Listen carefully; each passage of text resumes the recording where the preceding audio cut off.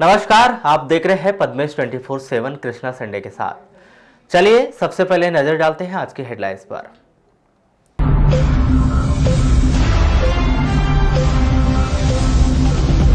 नगर पालिका ने जमा नहीं किया 50 लाख का बिजली बिल, बिजली वितरण कंपनी ने काटी बिजली। इंदौर बालाघाट बस छिंदवाड़ा के तामिया के पास पलटी, 12 यात्री घायल, बालाघाट के सभी यात्री सुरक्षित।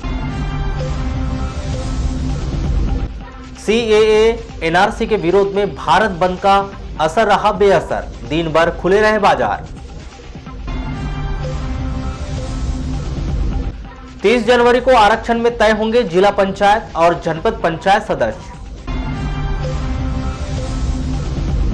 और नगर पालिका का ई पेमेंट पायलट प्रोजेक्ट आधार पर अटका, भुगतान के लिए करना होगा और इंतजार। अब बढ़ते खबरों की ओर। नगरपालिका में भुगतान की व्यवस्था में पारदर्शिता लाने के लिए शासन ने नगरपालिका मोबाइल ऐप शुरू किया, लेकिन पायलट प्रोजेक्ट अभी तक अधूरा है। 4 महीने पहले बड़े ही तामझाम के साथ इस मोबाइल ऐप की शुरुआत तो कर दी गई थी, लेकिन आज तक भुगतान की व्यवस्था शुरू नहीं हो सकी। इसके पीछे बड़ी वजह नगरपालिका का पूरा डेटा फीड नहीं होना बताया जा रहा है। नहीं, वो प्रोग्रेस पे है, चालू है काम, पर उसको कम्प्लीटली इसलिए नहीं कर पा रहे हैं क्योंकि जो प्रोजेक्ट है वो कंटिन्यूएशन में है। थोड़ा टाइम लगेगा किसी भी चीज़ को कंप्लीट होने में। जैसे ही कंप्लीट हो जाएगा तो पूरी तरह से लागू हो जाएगा, पर अभी काम प्रोसेस पे है। कहा जा रहा है कि पायलट प्रोजेक्ट के तहत इसको आजमाया गया है, जब अगर सही होगा हाँ, हम जब अपना पूरा डेटा भेज देंगे, सारी चीज़ें ओके वहाँ से आ जाएंगी तो हम चालू कर देंगे इसको। आपको बता दें कि नगरपालिका में भुगतान को लेकर हमेशा खींचातानी और आरोप प्रत्यारोप का दौर चलता रहा है। इसके पीछे आम जनता द्वारा जागरूकता का परिचय न देकर देरी से भुगतान और स्टाफ की कमी को बड़ा कारण बताया जा रहा है। अब देखना यह है कि ई पेमेंट भुगतान की व्यवस्था कब तक शुरू कर पाएंगे, जिससे नगरपालिका को अपने राजस्व बढ़ाने में होने वाली परेशानी दूर होने के साथ साथ आम जनता को भी सुविधा मिल सकेगी। जिला अस्पताल में 3 महीने के लंबे इंतजार के बाद मरीजों के एक्सरे शुरू किए जा सकते हैं। हालांकि इस कार्य में अभी 8 दिन का और समय लगेगा। आपको बता दें कि वर्षों पुरानी एक्सरे मशीन पूरी तरह से खराब हो चुकी थी, जिसे हटाकर नई एक्सरे मशीन लगाने की कार्रवाई की जा रही है। इसके लिए बाकायदा नया रूम तैयार किया गया है। इस पूरी प्रक्रिया में लगभग 90 दिन से अधिक का समय अब तक लग चुका है। हमारे पास जो मशीन थी 300 mA वो खराब हो चुकी थी, तो हमको जो है संचालय से 500 mA की मशीन, जिसमें माननीय कलेक्टर महोदय का हमारे का विशेष मतलब काम रहा, जिसमें उन्हें हमारी हर मदद की है, जिससे हमको मशीन प्राप्त हुई है और ज़्यादा से ज़्यादा 8 दिन के अंदर हमारी वो मशीन आ जाएगी। और चूँकि उन्होंने जो है ना पूरा ARV के नियम के तहत एक्सरे रूम कंप्लीट करवाया है, इसलिए थोड़ा विलम्ब हुआ है। बाकी विलम्ब जरूर हुआ है, लेकिन काम बहुत अच्छा हो रहा है। उसके कारण हमारे सभी मरीजों को अच्छी से अच्छी सुविधाएँ प्राप्त हों। सर, किस प्रकार की ये तैयारी की जा रही है इस कमरे को लेकर? ये इसमें क्या है, जो ऐसे इसका रेडिएशन जो बाहर बैठे हुए किसी दूसरे मरीज को न लगे, उसके लिए लेड कोटेड कराया जा रहा है। और चारों तरफ इसमें मतलब जो है इसके जो खिड़की हैं वो सब बंद करवाए जा रहे हैं। सब पूरे टोटल मतलब इस रेडिएशन के इसके रूम के बाहर नहीं निकलना चाहिए। सर, आपका नाम? अशोक कुमार सेन। आपको बता दें कि लगातार मरीजों को परेशानियों का सामना करना पड़ रहा है। इसके लिए मरीज निजी अस्पताल में एक्सरे करवाने के लिए मजबूर है। आंकड़े के मुताबिक रोजाना 70 से 80 मरीजों को निजी अस्पताल में जाना पड़ रहा है। ग्रामीण थाना पुलिस ने गोंगलई निवासी जयचंद दमाए उम्र 23 वर्ष को एक नाबालिग से शादी का झांसा देकर दुष्कर्म के आरोप में गिरफ्तार किया। 28 जनवरी को पीड़िता द्वारा थाने में रिपोर्ट दर्ज करवाई गई कि गोंगलई निवासी आरोपी जयचंद दमाहे द्वारा उसे बहला फुसलाकर दुष्कर्म की घटना को अंजाम दिया गया है। पुलिस द्वारा आरोपी को गिरफ्तार कर न्यायालय में पेश कर जेल भेज दिया गया है। दिनांक 28/1/2020 को फरियादिया ने थाने पर रिपोर्ट की थी, जिस पर थाने पर अपराध क्रमांक 28/20 धारा 363, 366, 376, 376 QN और पॉक्सो एक्ट में मामला दर्ज कर विवेचना की गई थी। आरोपी की तलाश की गई। रात्रि करीब सूचना मिलने पर घेराबंदी कर आरोपी जयचंद दमाए निवासी गोंगलई को थाना ग्रामीण पुलिस द्वारा गिरफ्तार किया गया है। क्या मामला सर? आरोपी द्वारा नाबालिग बालिका के साथ जबरदस्ती बलात्कार किया गया है और शादी का झांसा देकर बहला फुसलाकर बलात्कार करने का मामला दर्ज किया। शासकीय जटाशंकर त्रिवेदी महाविद्यालय एनएसएस इकाई का जिला मुख्यालय से 6 किलोमीटर दूर रेंगाटोला पंचायत में शिविर लगाया जा रहा है। एनएसएस के कार्यक्रम अधिकारी डॉक्टर आशा गोले ने बताई कि 7 दिन तक छात्राएं रेंगाटोला पंचायत में सामुदायिक भवन में शिविर के माध्यम से जन स्वास्थ्य और व्यक्तिगत स्वच्छता थीम पर कार्य करेगी। इस दौरान सड़क की सफाई, नालियों की सफाई सहित अन्य कार्य किए जाएंगे। ये हमारा 7 दिवसीय शिविर जा रहा है। जन स्वास्थ्य और व्यक्तिगत स्वच्छता शिविर की इस वर्ष की थीम है। उसको लेकर के रेंगाटोला में लग रहा है, वहाँ सामुदायिक भवन में। मैडम क्या क्या करेंगे बच्चे को? 7 दिन तक हमको 2 कार्य करना पड़ता है। एक परियोजना कार्य जिसके अंतर्गत गांव में श्रमदान का कार्य करेंगे और बहुत सारे परियोजना कार्य करेंगे, जैसे सड़कों की सफाई, परिसर की सफाई, नालियों की सफाई, स्वच्छता के प्रति लोगों को जागरूक करना, स्कूल के बच्चों को जागरूक करना। और उसके अलावा बौद्धिक चर्चा का कार्यक्रम होगा, जिसमें हमारे महाविद्यालय से भी और अन्य विभागों के एक्सपर्ट हमारे बीच में आएंगे और उनको मार्गदर्शन देंगे। गोंदिया, बालाघाट, जबलपुर ब्रॉडगेज अमान परिवर्तन के लिए जिला प्रशासन के द्वारा रेलवे के लिए 160 किसानों की जमीन का अधिग्रहण किया गया है, जिसमें से 60 किसानों को जमीन के बदले नौकरी दी जा चुकी है। ब्रॉडगेज संघर्ष समिति के द्वारा बुधवार को जिला प्रशासन को ज्ञापन सौंपकर बचे हुए 100 हितग्राहियों को भी नौकरी दी जाने की मांग की। जल्द ही इनकी मांग पूरी नहीं होने पर उग्र आंदोलन की चेतावनी भी दी है।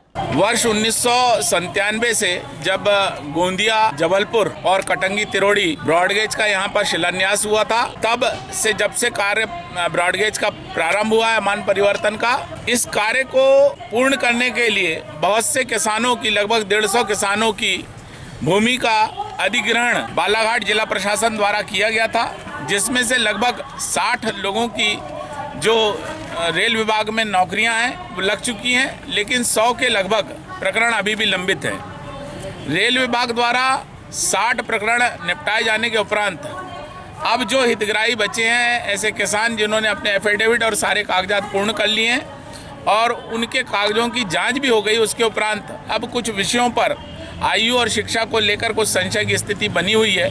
बालाघाट जिला कलेक्टर एडीएम के माध्यम से आज हमने एक ज्ञापन रेल महाप्रबंधक को सौंपा है और जिसमें आग्रह किया गया है। आपको बता दें कि बीते दिनों रेलवे के द्वारा अधिग्रहण की गई जमीन के बदले 60 हितग्राहियों को उनकी योग्यता और आयु के अनुसार नौकरी दी गई है। लगभग 100 प्रकरण रेलवे के पास लंबित है जिन्हें नौकरी दिया जाना है, लेकिन उसमें लगातार देरी को देखते हुए ब्रॉडगेज संघर्ष समिति के द्वारा आंदोलन किए जाने की बात कही जा रही है। भारत निर्वाचन आयोग के द्वारा 25 जनवरी 2020 को मतदाता जागरूकता दिवस के अवसर पर विभिन्न प्रतियोगिताओं का आयोजन किया गया था, जिसमें जिला स्तर से भोपाल स्तर तक बालाघाट शहर की शासकीय वीरांगना स्कूल की छात्रा दिव्या नागपुरी ने तृतीय स्थान प्राप्त किया। निबंध प्रतियोगिता के दौरान छात्रा दिव्या ने 18 वर्ष से अधिक आयु के लिए मतदान का अधिकार विषय पर बड़ी ही बारीकी से जानकारी लिखी, जिसमें उन्हें भोपाल स्तर पर तृतीय स्थान से नवाजा गया। यह पुरस्कार स्वयं प्रदेश के राज्यपाल महामहिम लालजी लाल टंडन के द्वारा दिव्या को दिया गया है।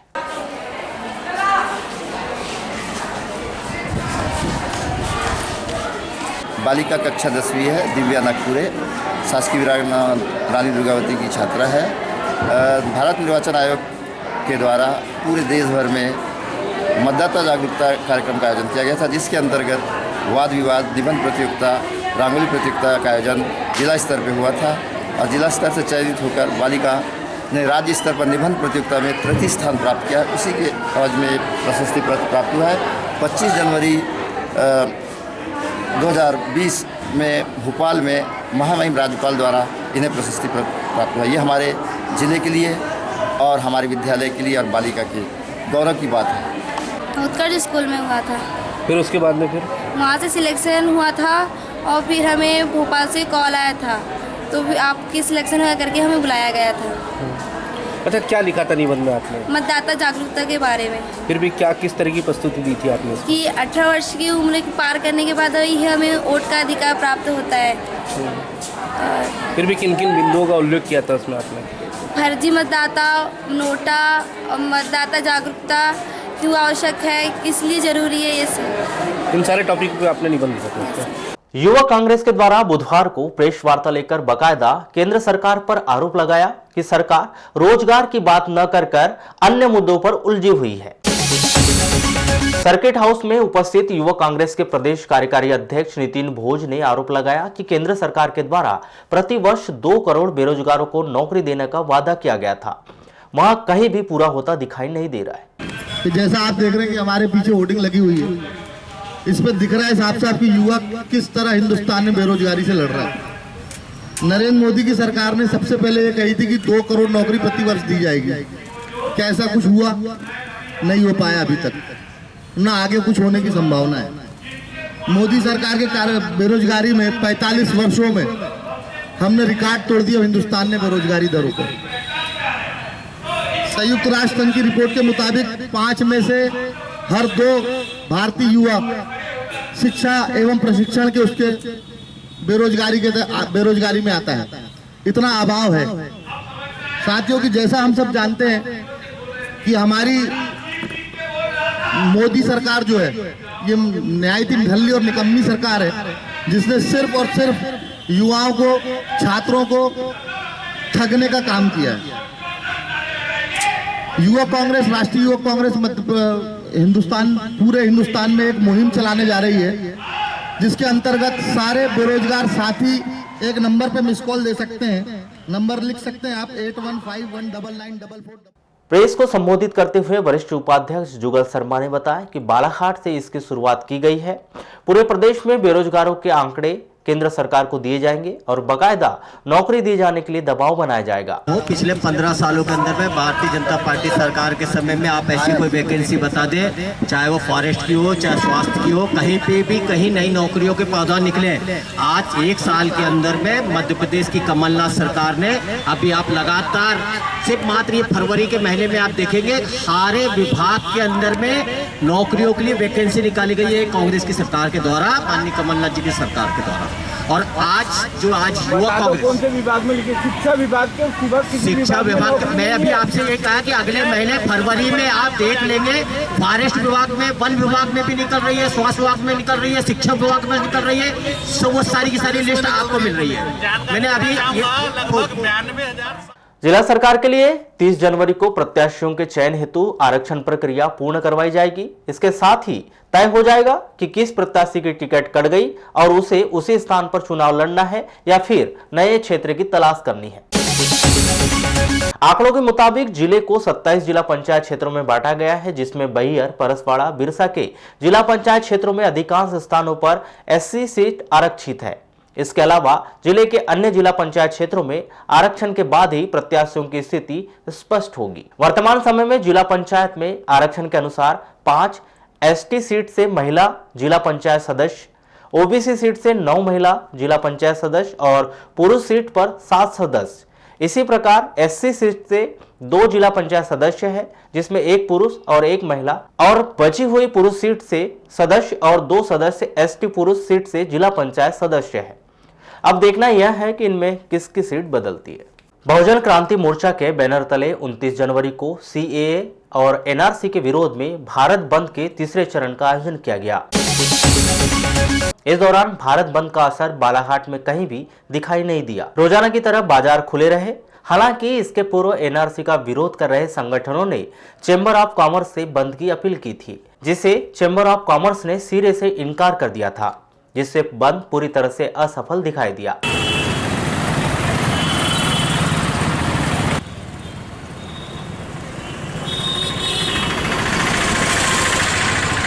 वहीं दूसरी ओर शहर के अंबेडकर चौक में अलग अलग संगठन से लोग मौजूद रहे, जिन्होंने रैली निकालकर शहर का भ्रमण किया और धरना प्रदर्शन करते हुए NRC लागू किए जाने का विरोध किया।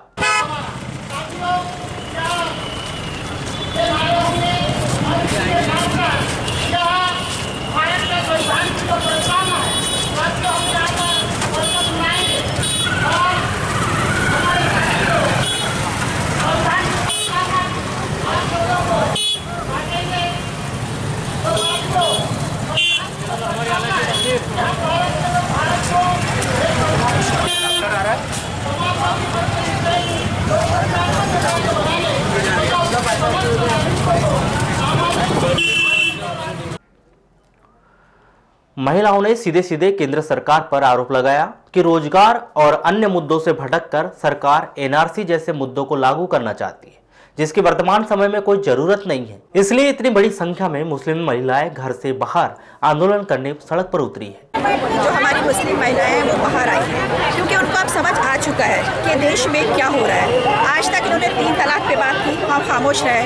इन्होंने बाबरी मस्जिद वाला मुद्दा लेके आया, हम खामोश रहे क्योंकि हम सबको रोजगार चाहिए था। लेकिन आज इन्हें हद पार कर दिया है। ये कहते हैं कि एनआरसी के तहत अपनी पहचान बताइए, ये बिल्कुल गलत है। और जो संविधान है अम्बेडकर जी का, हम सब महिलाएं उसको बचाने के लिए निकली हैं। ये गलत है, कानून गलत है। जो आज हमारे मोदी जी, जो हमारे गृह मंत्री कह रहे हैं कि हम मुस्लिमों को अपना, जो बाहर के मुस्लिम हैं उनको यहाँ पे नहीं लाया जाएगा, उनको अधिकार नहीं दिया जाएगा, इस देश की नागरिकता नहीं दी जाएगी। क्यों? उन्होंने जाके समझाने की कोशिश की है और एनआरसी का विरोध करना चाह रही है महिलाएं, क्योंकि जो धरना प्रदर्शन के दौरान उपस्थित जनों को शपथ दिलाई गई, जिसमें सभी ने देश की एकता, अखंडता की शपथ ली और उपासना की स्वतंत्रता प्रतिष्ठा और अवसर की समता प्राप्त कराने के लिए इस दौरान उपस्थित वक्ताओं के द्वारा देश में एनआरसी लागू किए जाने के विरोध का मतलब बताते हुए इसके दुष्परिणाम भी बताए गए। ये 2020 वाला हिंदुस्तान है। अब आप अगर 2-4 लोग सबको बोले हैं कि नहीं साहब इनकी बात समझ में नहीं आ रही है, ये लोग एनआरसी को और CAA को समझ ही नहीं रहे हैं, ये बेवकूफ़ी की बातें करना छोड़ दीजिए। ये सब दिल्ली से लेकर के पूरे हिंदुस्तान में एक बाग नहीं बल्कि पूरा हिंदुस्तान बाग बना हुआ है। और ये हमारा हिंदुस्तान तो बड़ा पुराना बाग है जी। और बाग वही बाग होता है जिस बाग में गुलाब भी हो, गेंदा भी हो, चमेली भी हो,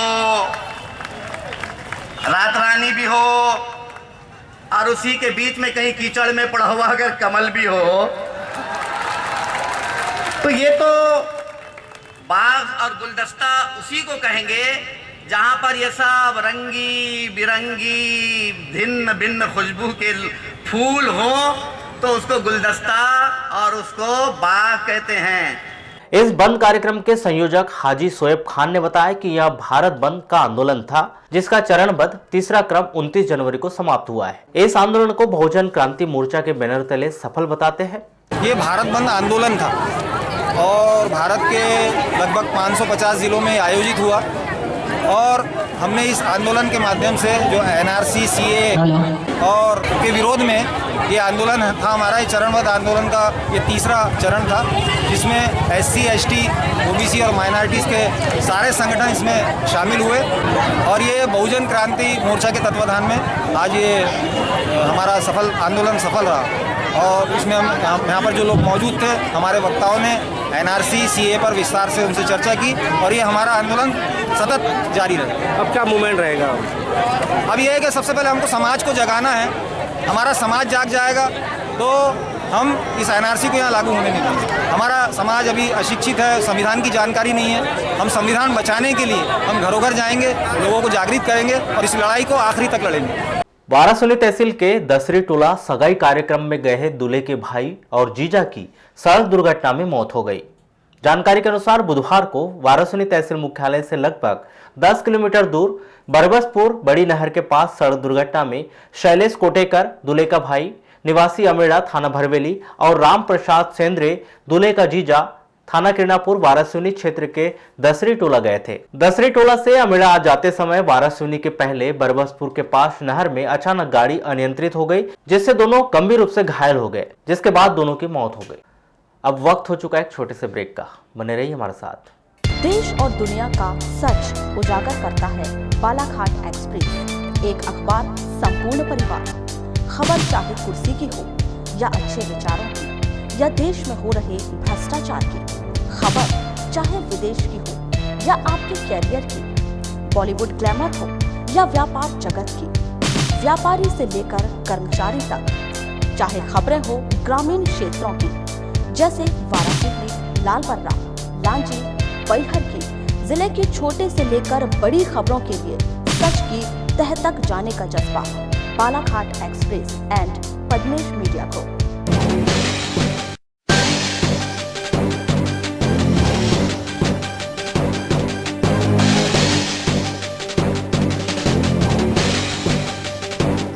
ब्रेक के बाद एक बार फिर आपका स्वागत है। बढ़ते हैं खबरों की ओर। लालबर्रा मुख्यालय में संचालित नवीन भारतीय विद्यापीठ हाई स्कूल में 20वें वार्षिक उत्सव समारोह का आयोजन किया गया। स्कूली बच्चों के द्वारा एक से बढ़कर एक गीत, नृत्य सहित अन्य रंगारंग सांस्कृतिक कार्यक्रमों की प्रस्तुति दी गई, जिसे उपस्थित अतिथियों, अभिभावकों व ग्रामीणों के द्वारा सराहाया गया।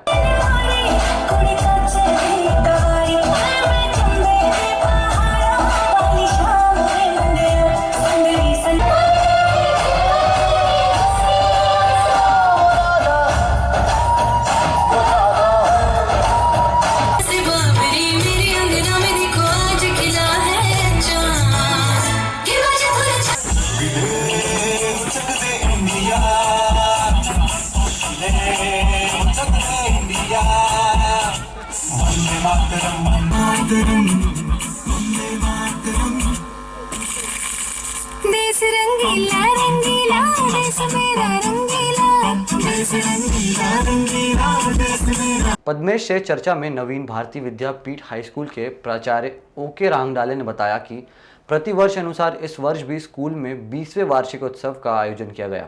3 दिवसीय आयोजन के दौरान गणतंत्र दिवस के पश्चात 27 जनवरी को क्रिकेट, वॉलीबॉल, कबड्डी व दौड़ सहित अन्य प्रतियोगिताओं को संपन्न करवाया गया।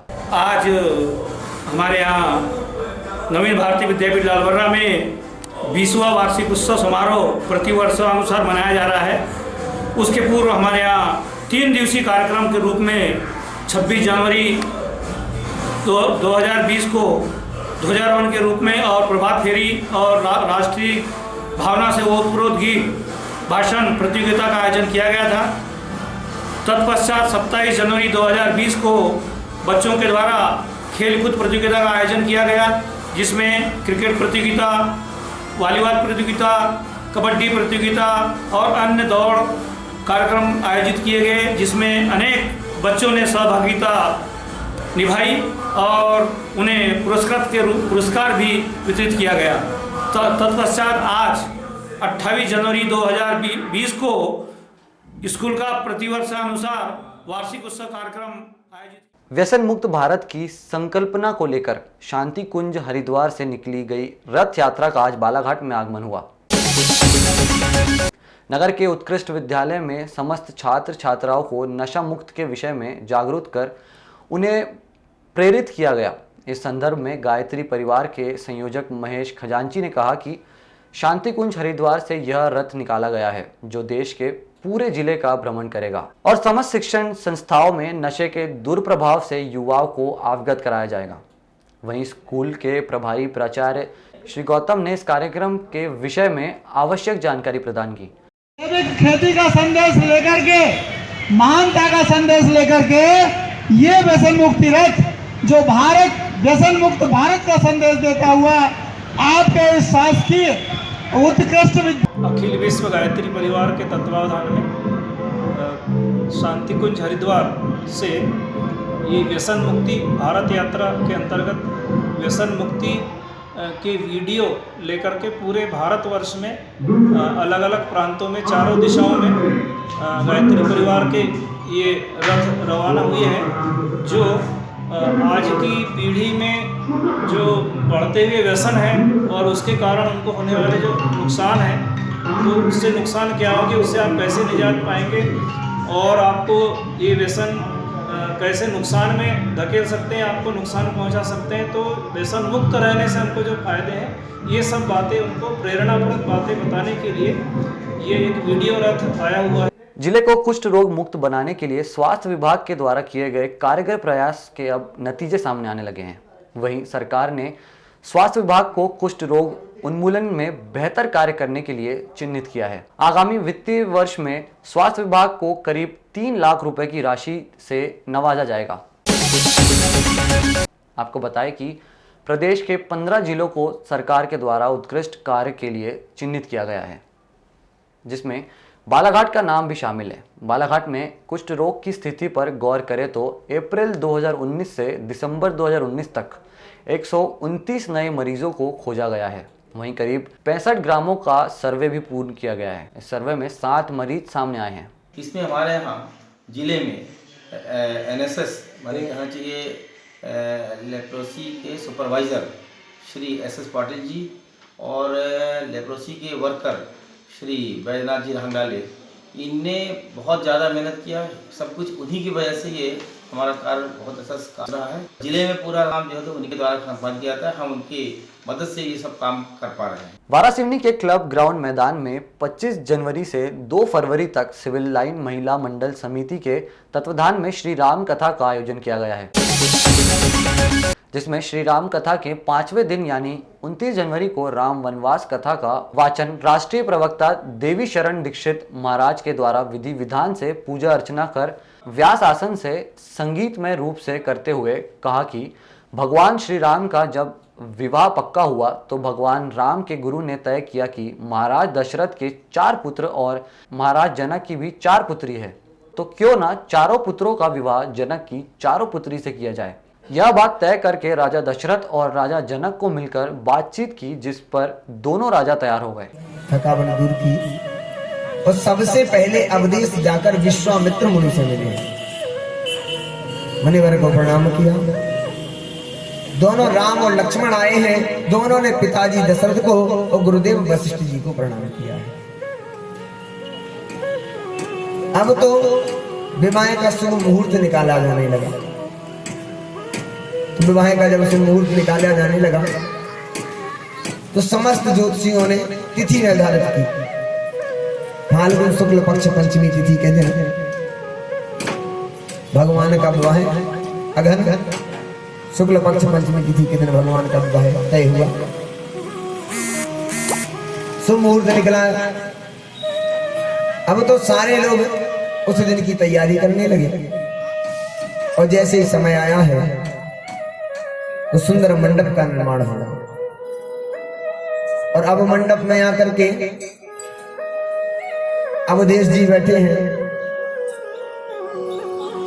आर्थिक संकट से जूझ रही नगर पालिका द्वारा 50 लाख का बिजली बिल जमा नहीं किया गया है, जिस कारण बिजली वितरण कंपनी ने नगर पालिका कार्यालय की बिजली काट दी है। दूरभाष पर चर्चा के दौरान बिजली वितरण कंपनी के शहर अभियंता जयपाल बघेल ने बताया कि नगर पालिका कार्यालय सहित शहर की स्ट्रीट लाइट का बिजली बिल 50 लाख हो चुका है, जो जमा नहीं करवाया जा रहा है, जिसे देखते हुए नगर पालिका कार्यालय की बिजली काट दी गई है।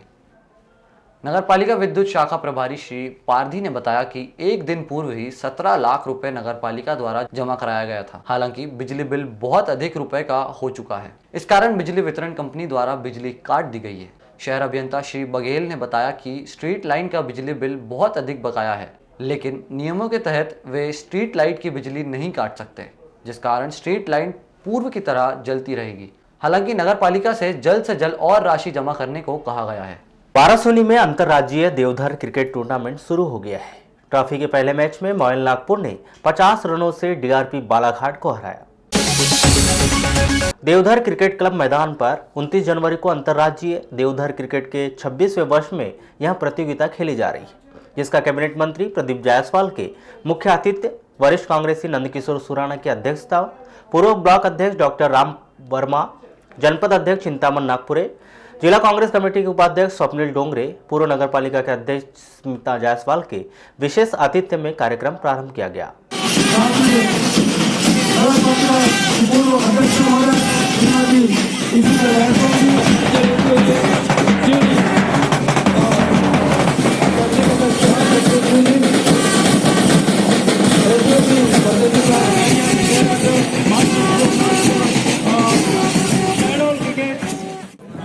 आप ग्राउंड पे हैं,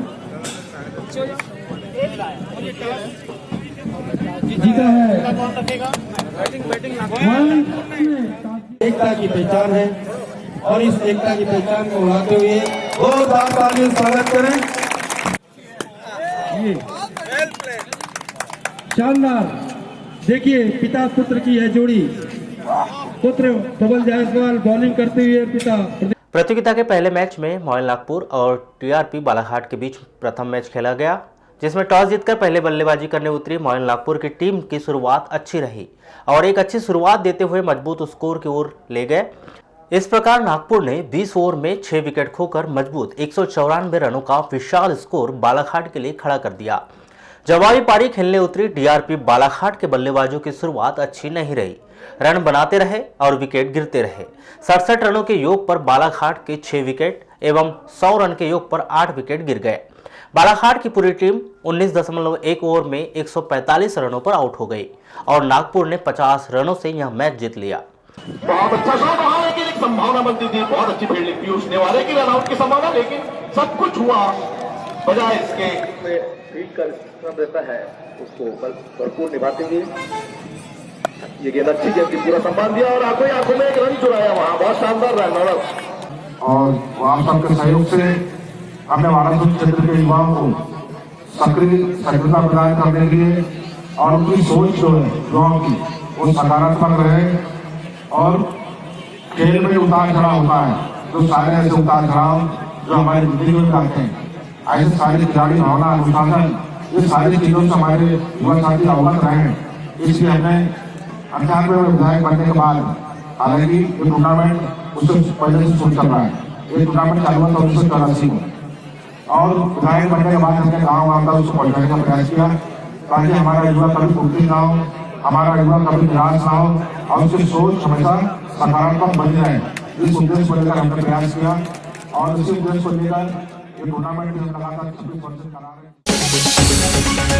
लालगोरा में भी बहुजन क्रांति मोर्चा के तत्वाधान में 29 जनवरी को केंद्र सरकार द्वारा देश में लागू किए गए संविधान विरोधी CAA कानून व दोषपूर्ण NRC के विरोध में राष्ट्रव्यापी भारत बंद का आह्वान किया गया, जिसके चलते नगर मुख्यालय में बंद का आंशिक असर रहा।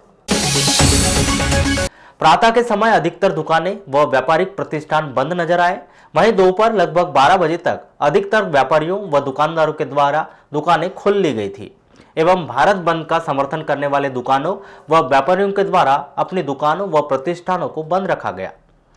हालांकि शाम के समय अधिकतर दुकानदारों के द्वारा दुकानें खोल ली गई। बंद के दौरान बहुजन क्रांति मोर्चा के द्वारा बड़ी मस्जिद से मोटरसाइकिल रैली निकाली गई एवं शांतिपूर्ण ढंग से विरोध जताते हुए राज्य मार्ग क्रमांक 26 से होते हुए बालाघाट के लिए रवाना हुए।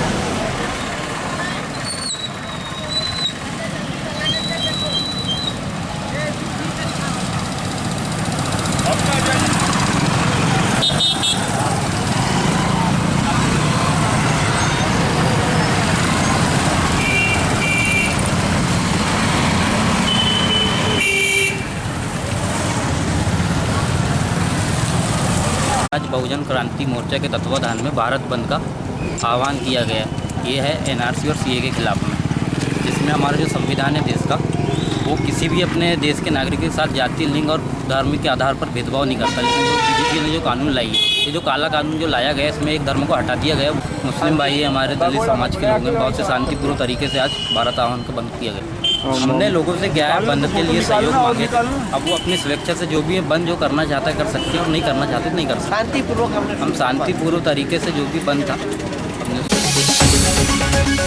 जय किसान फसल ऋण माफी योजना के अंतर्गत सहकारिता विभाग के अधिकारी कर्मचारी के द्वारा गांव-गांव पहुंचकर किसानों को जानकारी दी जा रही है। आपको बताएं 31 जनवरी तक किसानों की ऋण माफी योजना के अंतर्गत कागजों को जमा करने के आदेश दिए गए हैं। इसी कड़ी में 29 जनवरी को जिला सहकारी केंद्रीय बैंक मर्यादित बालाघाट मुख्यालय से प्रबंधक लेखा राजीव सोनी, प्रभारी राजेश नकपुरे, राधेश्याम महेश के द्वारा शाखा बैयर बिरसा के अंतर्गत समितियों में पहुंचकर फसल ऋण माफी योजना से संबंधित आवश्यक जानकारी से अवगत कराया गया।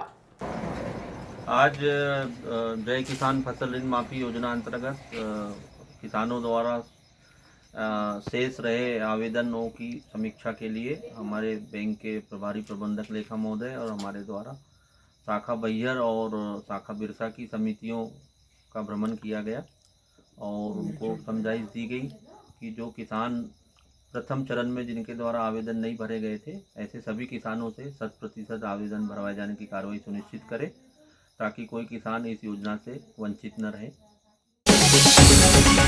आयुष्मान भारत योजना के तहत आज जिला अस्पताल में निरामयम के हितग्राहियों में स्वास्थ्य के प्रति जागरूकता पैदा करने के मकसद से जिला स्तरीय स्वास्थ्य शिविर का आयोजन समारोह पूर्वक किया गया, जिसमें प्रमुख अतिथि के तौर पर खनिज मंत्री प्रदीप जायसवाल मौजूद रहे। इस कार्यक्रम में करीब 400 से अधिक मरीजों की जांच कर उनका निःशुल्क उपचार किया गया। कार्यक्रम को संबोधित करते हुए खनिज मंत्री श्री जायसवाल ने कहा कि कांग्रेस सरकार के द्वारा स्वास्थ्य सुविधाओं के प्रति संवेदनशीलता बरती जा रही है और यही प्रयास किए जा रहे हैं कि हर जिला अस्पताल में मरीजों के लिए बेहतर स्वास्थ्य सुविधा उपलब्ध हो, लेकिन स्वास्थ्य को लेकर लोगों का जागरूक होना भी आवश्यक है।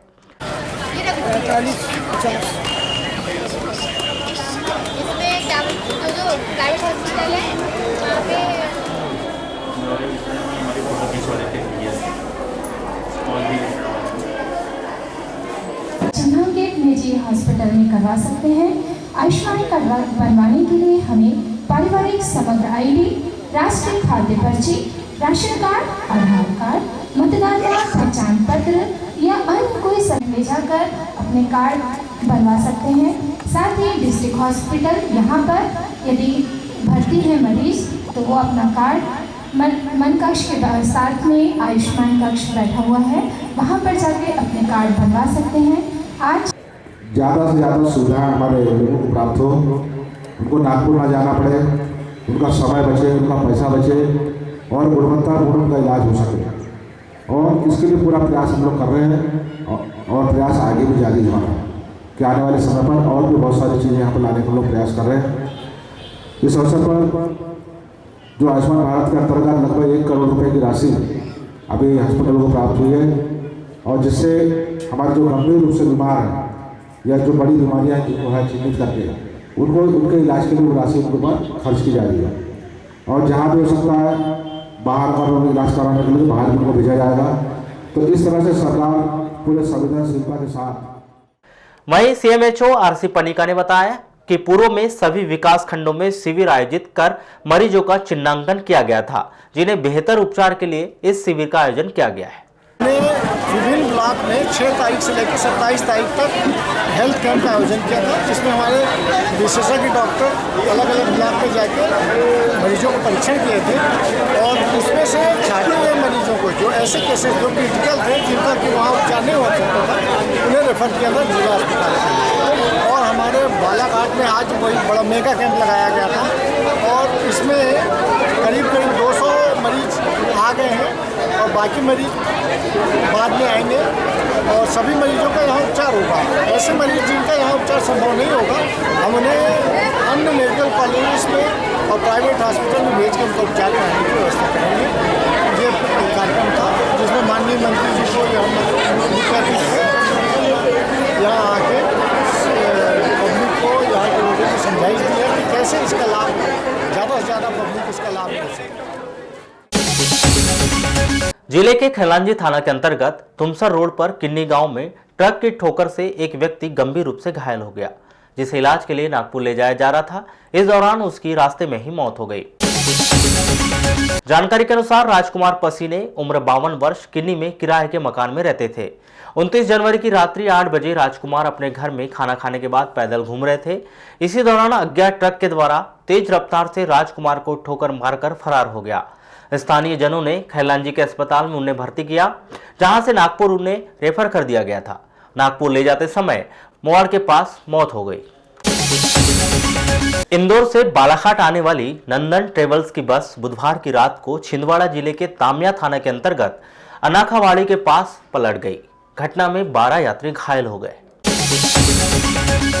जानकारी के अनुसार रोजाना की तरह नंदन ट्रेवल्स की बस इंदौर से बालाघाट आ रही थी।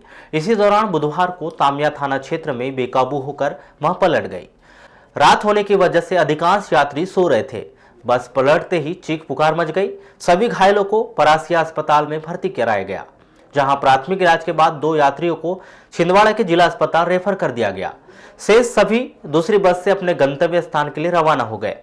जानकारी के अनुसार इस घटना में बालाघाट के किसी भी यात्री को गंभीर रूप से चोट नहीं आई। चलते चलते एक नजर आज की हेडलाइंस पर एक बार फिर।